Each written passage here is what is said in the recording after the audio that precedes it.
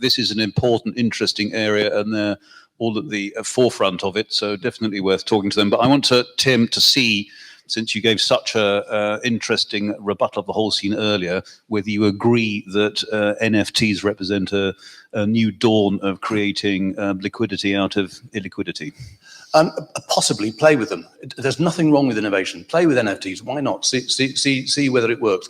But to your question about why not central banks, currency, notes and coins, one of the most powerful products in the whole world, lasted for 3,500 years in their various forms, all the way from shells, right?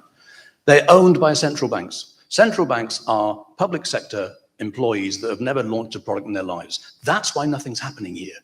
They're sat on one of the greatest products of all time. They can't see beyond the end of their nose that they have to do new product development here to take their product into a third technical form, a digital form. If you go and talk to a central banker about new product development, they blank you. They don't know what it is. The Bank of England Digital Currencies team formed in 2014. I asked them in 2020 how much consumer market research they had done. None.